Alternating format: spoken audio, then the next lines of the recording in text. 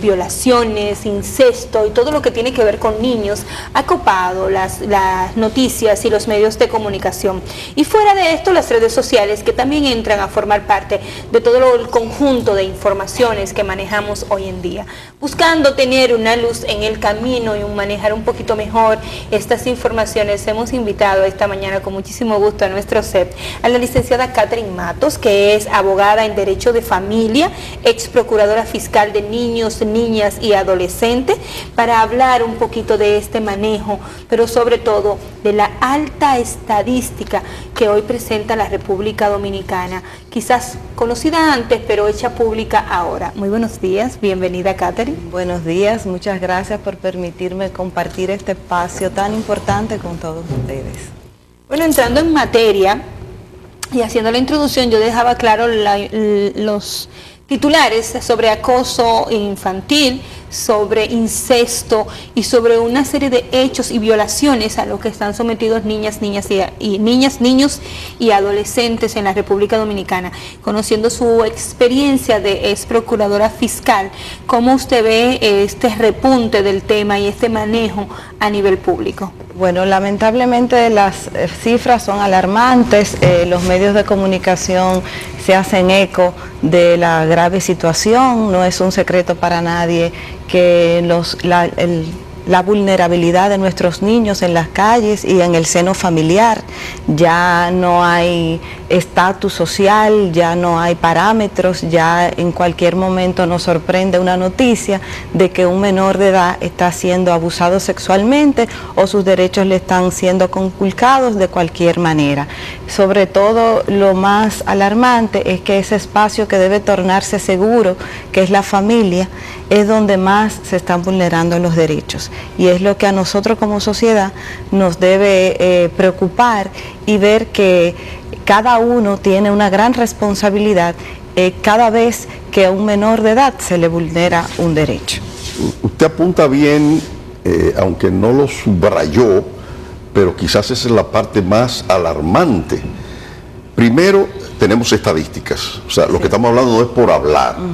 Las estadísticas del 2017 superaron las del 2016 y ya en el primer trimestre del 2018, primer trimestre, ya vamos más del segundo, las estadísticas parece que superarán, van en el camino de que superarán la del 2017. Este año habrá más violaciones, es lo que nos están diciendo las estadísticas.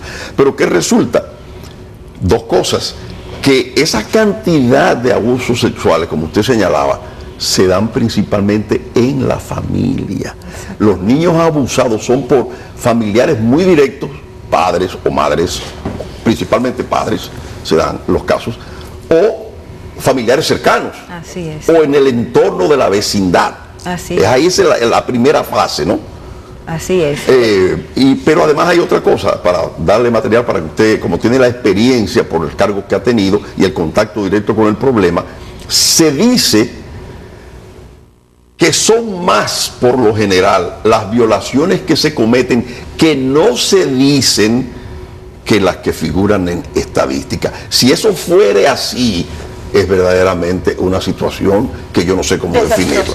Claro, claro que es alarmante. De hecho, como usted bien señala, es más aquellas que quedan en el anonimato por el temor a la exposición, la vergüenza, el escarnio público, exactamente, el señalamiento, y sobre todo porque el mensaje que estamos mandando con los casos que se están conociendo es precisamente que exponemos demasiado al menor de edad después de haber iniciado una denuncia. O sea, si bien es cierto que las autoridades están tomando medidas contra el imputado, están tomando acciones ejemplarizadoras, no menos cierto es que dejamos muy vulnerable, muy expuesto al menor de edad, que tiene que continuar una vida. Y protegemos al violador. Y identificamos con la noticia básicamente los detalles muy íntimos que el menor de edad le van a afectar en su entorno escolar, social, va a estar señalado y le va a costar años. Yo me refiero que cuando no se hace la denuncia y se tapa, protegemos al violador, e incentivamos. Y o sea, yo lo puedo hacer y se queda callado, no hay problema. Claro que sí. Fíjate que siempre el violador le dice al niño, lo amenaza, no lo diga porque te mato, o mato todo eso que yo... Y siempre la característica principal es que hay una figura de autoridad, hay generalmente un respeto o una confianza, por lo que la responsabilidad de los padres y de la sociedad en general es supervisar, estar pendiente, que el niño tenga, aunque no estemos por las labores que los padres tenemos que realizar en el día a día para precisamente proveer a nuestros hijos de lo que necesitan, pero no delegar en cualquier persona, ni delegar 100% nuestra responsabilidad. Me refiero con esto a que los padres tenemos que saber cada momento que está haciendo nuestro hijo, sin embargo, qué tiempo se le dedica a cada ni actividad. Un segundo, yo le digo, ni un segundo se puede dejar un niño sin los ojos de los padres. Sin la supervisión adecuada. Un segundo. Eso es así. Mire una cosa, licenciada, una de las preocupaciones en los últimos días es que ya la gente está perdiendo el miedo, las familias, los tutores o los responsables, para delatar a este tipo de situaciones en las que se ven nuestros niños, niñas y adolescentes. Ese miedo o ese velo que antes se ocultaba para que ese menor no creciera con ese enjuiciamiento público en todos los sitios donde se desenvuelve, ha mermado porque ya mucha gente se ha dispuesto a llevar casos penosos a la parte judicial. Tenemos casos de sacerdotes, así es, que son los orientadores de la familia y que quizás en la capital es mínimo, pero en los pueblos el sacerdote del pueblo es una autoridad a la que las familias les rinden culto, a la que la familia le tienen un cariño y un respeto, y al que siempre mandan al hijo o a la hija a llevar, a atender, y confianza, y una confianza que se absoluta. Lo propio puede pasar con profesores, porque ya lo hemos visto también. Y en la parte del incesto, que inmediatamente usted dice que hubo un incesto contra una hijastra o un hijastro, etiqueta a esos niños.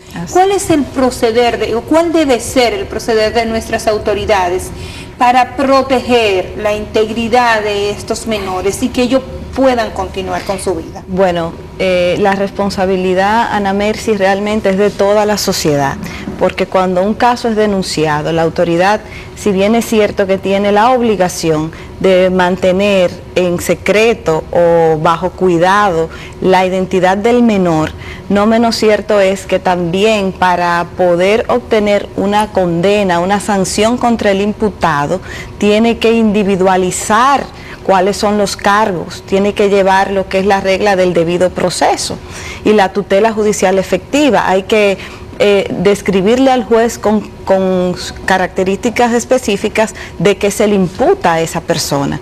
Entonces, para eso la autoridad tiene herramientas que permiten, como la cámara GESEL, que permite mantener la identidad del menor, vamos a decir, con cierta protección. También, aunque las iniciales en las publicaciones lo delaten. También los escritos que son públicos, las actas que debe depositar al tribunal, debería de guardar ahí reserva tanto del nombre como de la dirección de la menor y de la madre, porque inmediatamente advertimos de quién es hija o la relación de parentesco con el imputado, pues la estamos exponiendo públicamente. Una cosa es el manejo del expediente y la privacidad. Debe ser más secreto. Más secreto, como la ley lo prevé, sí, dentro del tribunal y los actores, y otra, la exposición pública. Entonces ahí es que viene la responsabilidad de todo aquel que recibe o maneja una información relacionada a un menor de edad. Tiene que tener esa empatía para poder ponerse en el lugar del otro y saber que con esa información va a afectar una imagen, una familia. Entonces, la noticia es importante, es bueno que la sociedad conozca, como bien tú dices, que se están tomando acciones y que puede denunciar. pero en el caso de los menores tener la delicadeza y la prudencia de no exponer a la víctima. Si vas a dar una noticia relativa a un abuso sexual, bien pudieras referirte al imputado, a la sanción que conlleva, y con respecto a una menor de edad, sin esclarecer abiertamente cuál es el vínculo que hay. Sí. Vamos a dejar esa parte a los tribunales. Licenciada, yo pienso que hacer un ejercicio en ese sentido o algún tipo de investigación, no sé si existe. Puede haber, yo me imagino, una diversidad de factores, no un factor, que está provocando esa alarma en el crecimiento de las estadísticas de abusos infantiles. ¿Qué está generando eso? Es la inversión de valores alta que hay en la sociedad dominicana. Es que los niños, por ejemplo, tienen más información sobre sexo.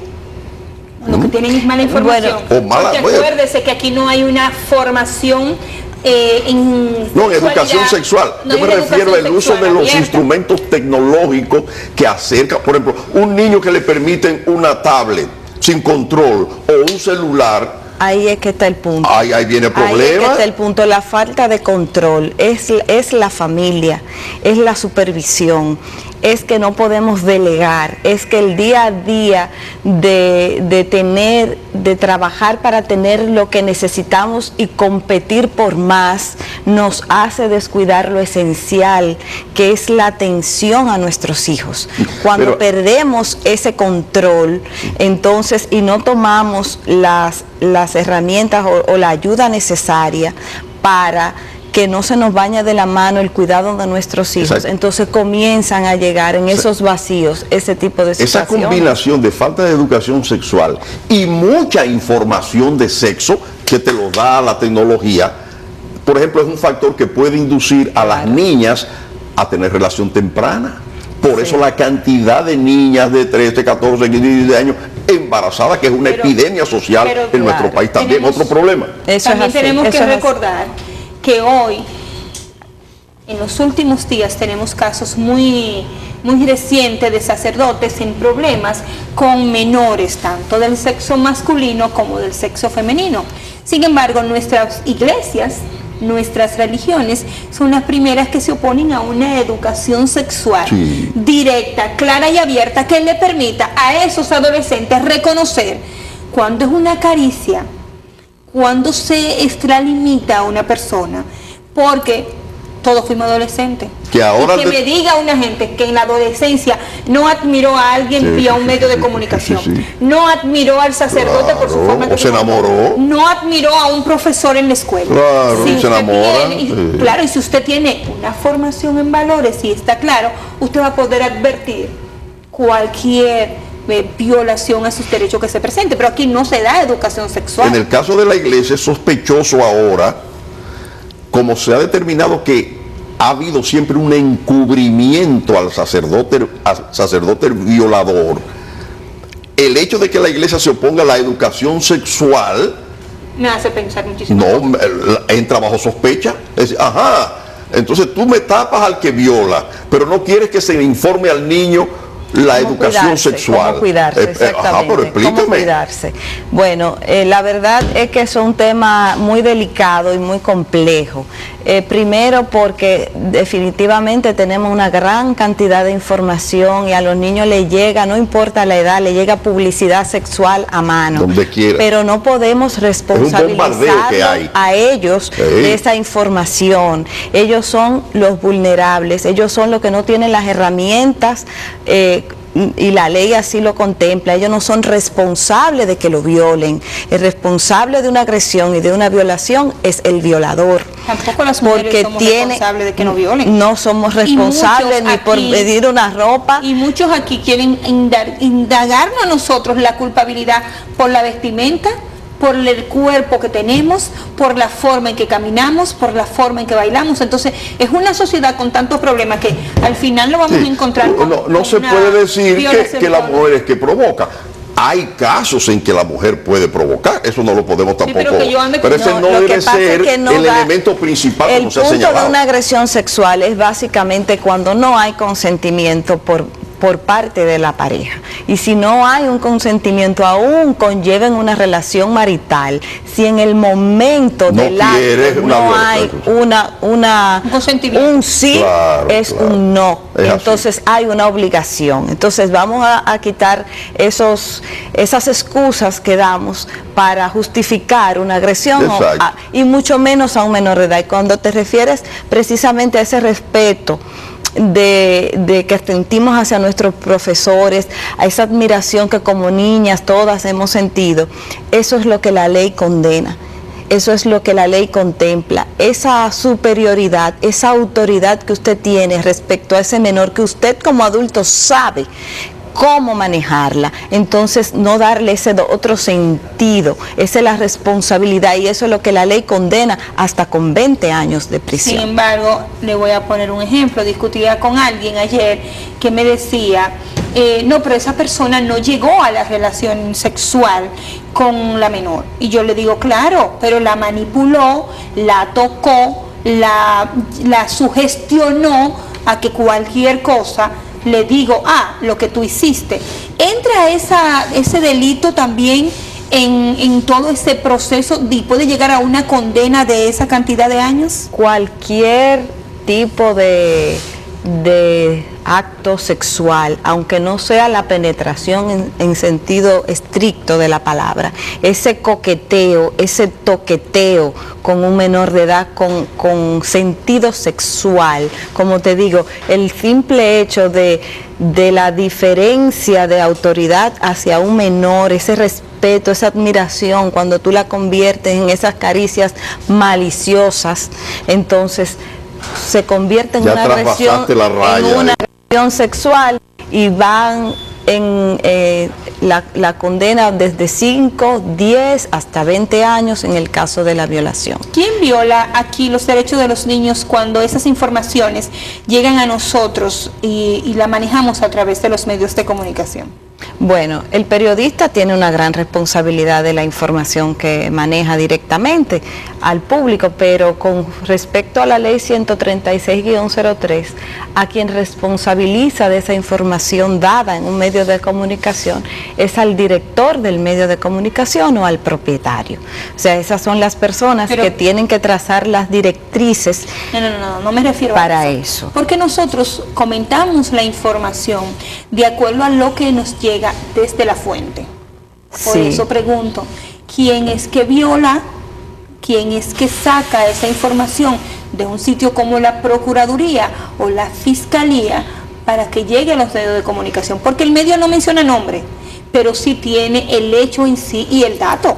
Pero vuelvo y te digo, la responsabilidad es de todos, porque si te llega a manos una información con detalles que tú sabes que al momento de comunicarla va a dañar esa conciencia, esa responsabilidad de yo sé que tengo esto, pero tengo que buscar la manera de hacer el menos impacto dañino posible, es de cada quien.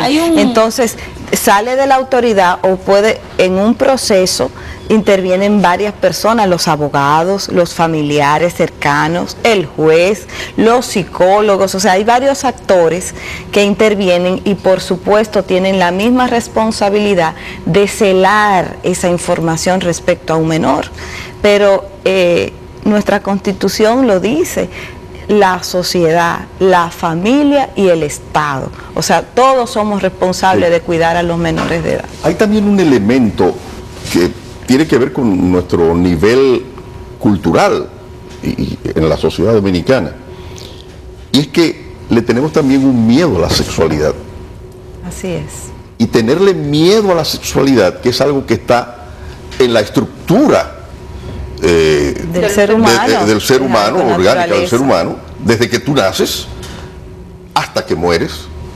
Entonces eso también es un elemento que hay que ver y está enlazado entonces con la educación sexual. Claro que sí. Doctor, pero cualquier menor puede crecer con ese miedo a la sexualidad cuando nosotros no tenemos una educación sexual. Voy a poner este ejemplo, caso de la menstruación, por ejemplo. Así es. Que es una parte muy informativa porque a partir de ahí la persona tiene que conocer los ciclos que se dan en su organismo que están vinculados a un posible embarazo, a una procreación. Entonces, si la mujer o el hombre no tiene esa información, ahí hay la mayor porcentaje de posibilidades de embarazos no deseados. Claro que sí, hay que... O sea, fíjate tú la importancia de la educación y de la información sexual. Así es. Pero además, eso va, la propia familia, por cultura, hace causar temor y hay ignorancia en el manejo. Por ejemplo, ocultan la menstruación. Eso es algo muy hay cuidado en la tabú casa. con relación a ese tema. Cuando en otras ciudades, a mí me sorprendió el caso de Costa Rica. Tengo un amigo, vive allá en Costa Rica, vivió un tiempo aquí, y a mí me sorprendió que un día me dice, tengo que irme temprano, estábamos en el interior en una reunión, porque esta noche le tenemos una cena a nuestra hija, porque ya llegó, yo no sé qué expresión, de que ya le llegó la menstruación. Oye. Yo me quedé... Espérate. Aquí la tranca, aquí la puerta. Exacto, no, eso se ocurre. Exacto. Digo, perdona, le tienen una cena a la niña porque ya cambió, ya es mujer, ella es adulta, ya... Sí, allá en Costa Rica celebramos eso. Bueno, pero... Yo me quedé, claro, oye, los niveles, eso tiene que ver con el nivel de educación, eso y allá seguro que hay educación sexual, cuando ya en la familia lo que se le da es mayor información, no la atemorizan. Es decir, qué bueno que esto ha sucedido, tenía que suceder por tu propia naturaleza, y entonces esto es por esto, por esto, por esto, por esto y por esto. Y sobre todo, además de conocer el cambio de su cuerpo y lo que puede ocurrir con él en el caso de exponerse a relaciones sexuales irresponsables, podríamos decir así, sin protección, sin conocimiento, hay que también educarlos para que sepan la responsabilidad que implica tener un hijo y que de un evento sexual esa es la consecuencia.